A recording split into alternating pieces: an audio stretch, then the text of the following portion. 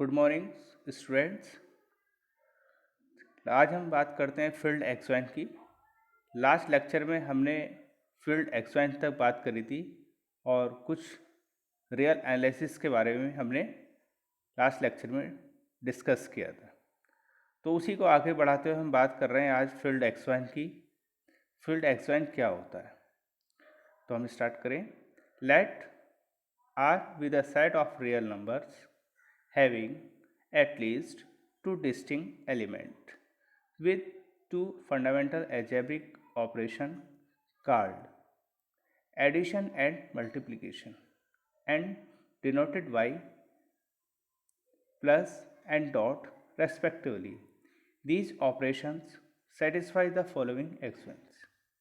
अर्थात कोई एक सेट लीजिए R, वो रियल नंबर्स का सेट होगा, ठीक, और कम से कम एटलीस्ट दो एलिमेंट होने चाहिए उस सेट के अंदर, और दोनों एलिमेंट क्या होने चाहिए, डिस्टिंक्ट एलिमेंट होने चाहिए। विद किसके साथ, फंडामेंटल एल्जेब्रिक ऑपरेशन के साथ। अर्थात दो एलिमेंट डिस्टिंक्ट हों और दो ऑपरेशन क्या हों आपके पास उस सेट के अंदर होने चाहिए उन एलिमेंट के साथ। जैसे अगर हम दो बाइनरी ऑपरेशन लेते हैं, एक एडिशन और मल्टीप्लिकेशन, तो उसे रिप्रेजेंट करेंगे किससे, एक को प्लस से रिप्रेजेंट करेंगे और एक को डॉट से रिप्रेजेंट करेंगे। दीज ऑपरेशन सेटिस्फाई, ये ऑपरेशन और ये सेट आर जिसके अंदर एलिमेंट रखे हुए हैं वो मिलकर कुछ कंडीशंस को अगर सेटिस्फाई करते हैं तो वो क्या कहलाता है, आपके पास एक फील्ड एक्सवाइन कहलाता है। जैसे अगर हम बात करें फॉर एडिशन के लिए, सेट आर के लिए, बाइनरी ऑपरेशन प्लस के लिए, अर्थात बाइनरी ऑपरेशन इसमें प्लस के लिए पहले बात करेंगे और सेट आर के लिए बात करेंगे। तो first condition A1, A for addition, 1 का मतलब फर्स्ट कंडीशन, एडिशन की फर्स्ट कंडीशन क्या होती है, क्लोजर एक्सवाइन। क्लोजर का मतलब होता है C for closure, C for close, C for combined, C4 का क्लोज का मतलब होता है पास पास। अर्थात दो एलिमेंट लीजिए कोई से भी जो इस सेट आर के हों, दोनों में वो ऑपरेशन लगाइए जो ऑपरेशन दिया हो। जैसे यहाँ प्लस दिया हो तो जैसे A प्लस बी बराबर वो रिजल्ट मिलना चाहिए जो उसके सेट के अंदर हो, अर्थात C, अर्थात for every A B C belong करना चाहिए किसके अंदर, आर सेट के अंदर। Next properties associativity. एसोसिएटिविटी के अंदर तीन एलिमेंट होने चाहिए। जैसे ए बी सी, वो तीनों एलिमेंट आपके डिफरेंट हो सकते हैं, दो एलिमेंट डिफरेंट हो सकते हैं या एक एलिमेंट डिफरेंट हो सकते हैं। बट एसोसिएट कंडीशन या एक्सवाइन प्रॉपर्टीज़ को शो करने के लिए एटलीस्ट आपको तीन एलिमेंट्स की ज़रूरत होगी, और वो तीनों एलिमेंट किसके होने चाहिए, उस सेट के ही होने चाहिए जिस सेट के अंदर हम काम कर रहे हैं। अर्थात A plus b plus c equal to A plus b plus c, और बाइनरी ऑपरेशन आप वही लगाइए जो आपके पास बाइनरी ऑपरेशन है, अर्थात एडिशन। नेक्स्ट कंडीशन आती है A3। A3 का मतलब होता है एडिशन की थर्ड कंडीशन, आइडेंटिटी एक्सवाइन। आइडेंटिटी का मतलब होता है ऐसा वो एलिमेंट जो किसी भी एलिमेंट को ऐड करने पर उस एलिमेंट में कोई परिवर्तन ना करे, तो वो कहलाती है आपके पास आइडेंटिटी। जैसे A plus zero equal to A, अर्थात जीरो एक ऐसा एलिमेंट है जो एडिशन में एलिमेंट में ऐड करने पर किसी भी एलिमेंट को चेंज नहीं करेगा, परिवर्तन नहीं करेगा, तो इसलिए जीरो क्या है, एडिशन की आइडेंटिटी है। ए एलिमेंट भी और जीरो एलिमेंट भी किसका होना चाहिए, वो सेट आर के ही होने चाहिए। नेक्स्ट कंडीशन आती है A4। A4 का मतलब होता है एडिशन की फोर कंडीशन, इनवर्स एक्सवाइन। इनवर्स कंडीशन का मतलब होता है कि ऐसा एलिमेंट होना चाहिए उस सेट के अंदर जो एलिमेंट अपने पहले वाले एलिमेंट के साथ ऐड करने पर वो आइडेंटिटी दे दे। जैसे अगर हम A एलिमेंट लेते हैं, A एलिमेंट को माइनस A एलिमेंट के साथ ऐड करते हैं, ये बाइनरी ऑपरेशन लगाते हैं, तो हमारे पास जीरो बन जाता है।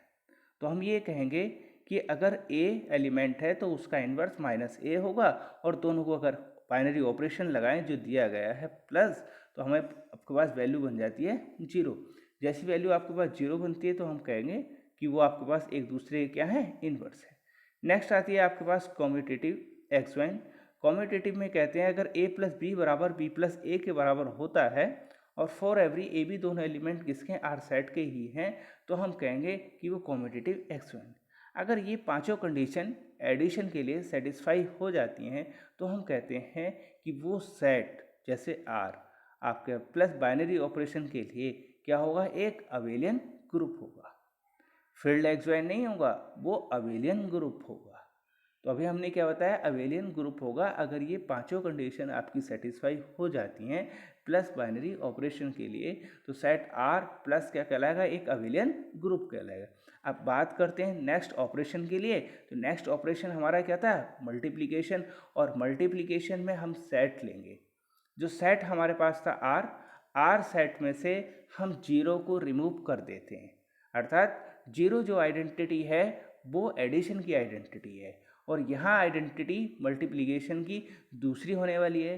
तो एक टाइम में एक सेट में एक ही आइडेंटिटी रहेगी।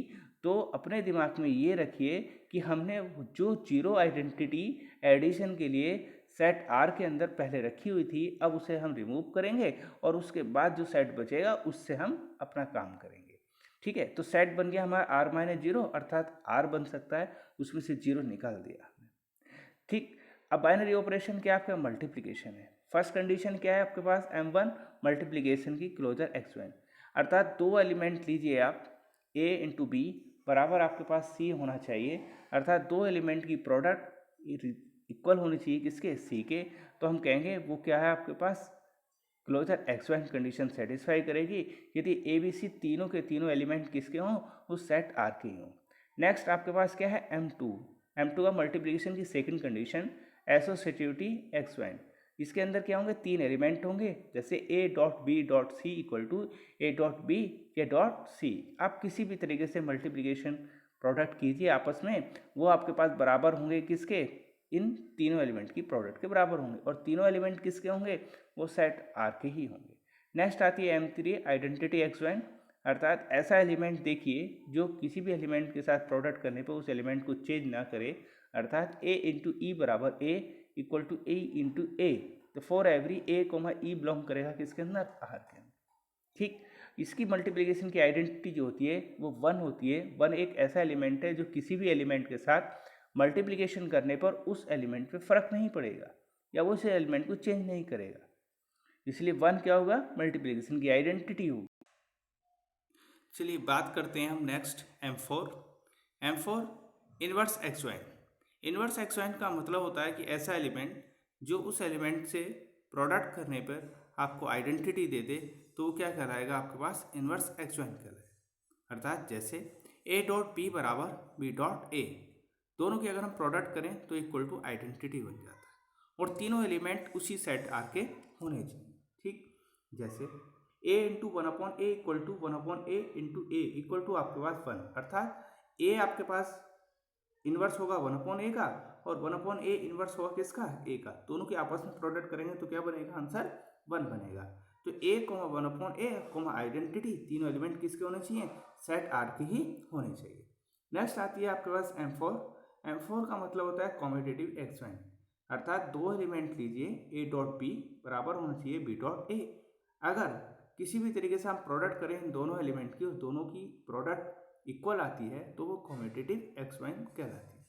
इस तरीके से अगर हमारे पास मल्टीप्लिकेशन की पांचों कंडीशन सेटिस्फाई हो जाती हैं सेट आर के लिए और मल्टीप्लिकेशन ऑपरेशन के लिए, तो हम ये कहेंगे कि वो हमारा अबेलियन ग्रुप है।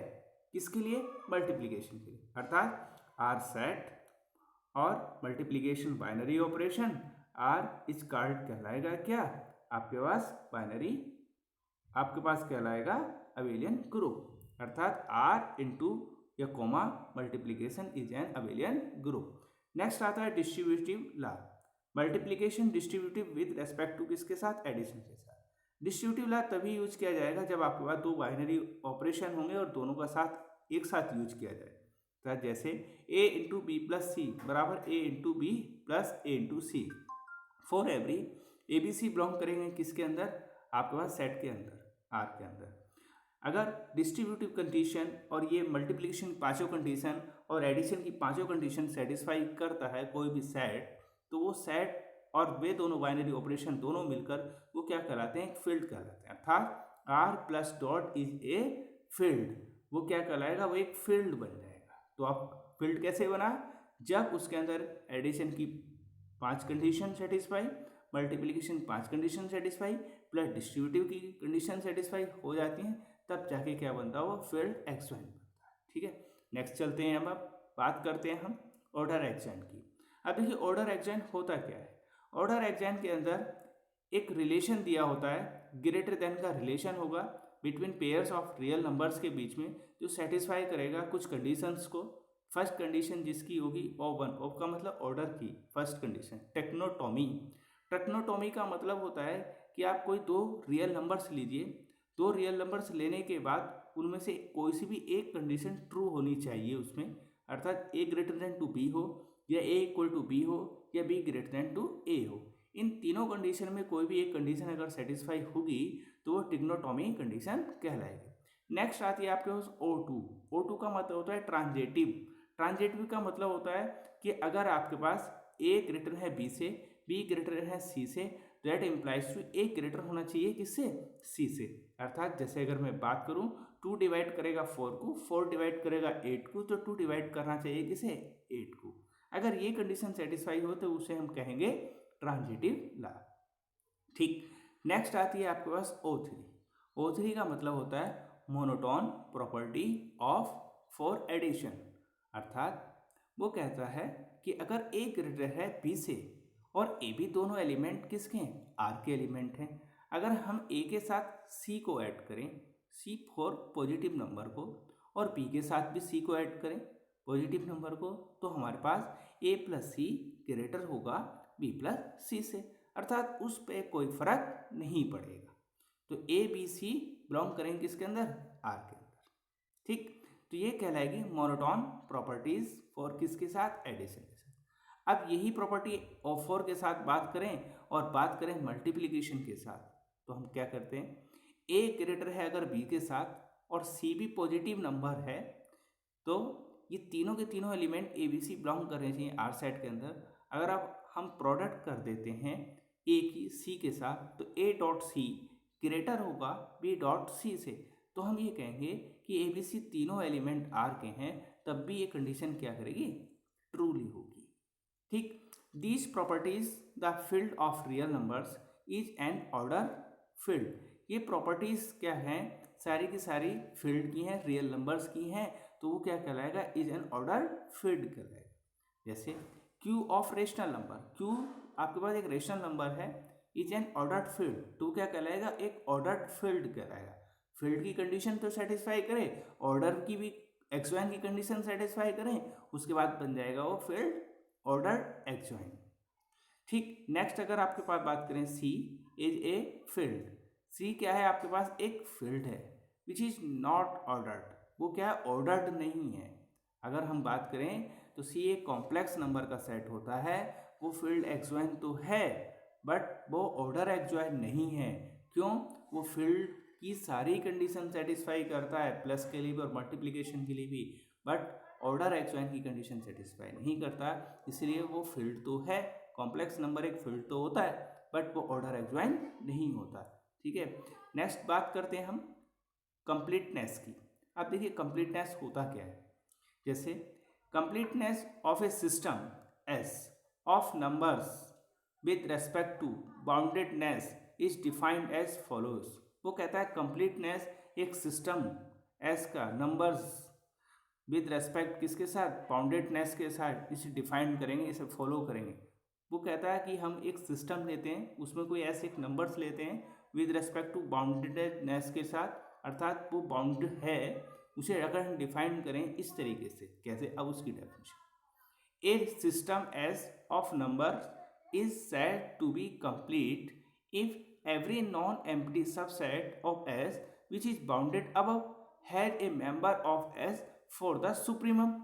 अब वो क्या कहता है, देखिए वो कहता है कि एक सिस्टम लीजिए, एक सिस्टम में एक एस नंबर्स लीजिए, वो ही एस आपके पास क्या कहलाएगा, वो आपके पास कहलाएगा कंप्लीटनेस कहलाएगा। कब कहलाएगा, जब आपके पास वो सुप्रीमम हो, सबसेट हो एस का, और वो ही क्या हो, बाउंडेड अबव हो, अर्थात सबसे ऊपर का, सबसे सुप्रीमम, यह कहो कि सबसे लास्ट का एलिमेंट उस सेट के अंदर हो, अगर सपोज करो वो एलिमेंट ही ऐसे है तो वो क्या कहलाएगा, सुप्रीमम कहलाएगा।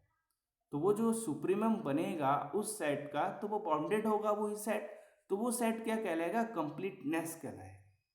ठीक है, अब थोड़ा मैं आपको एक बार बता देता हूँ।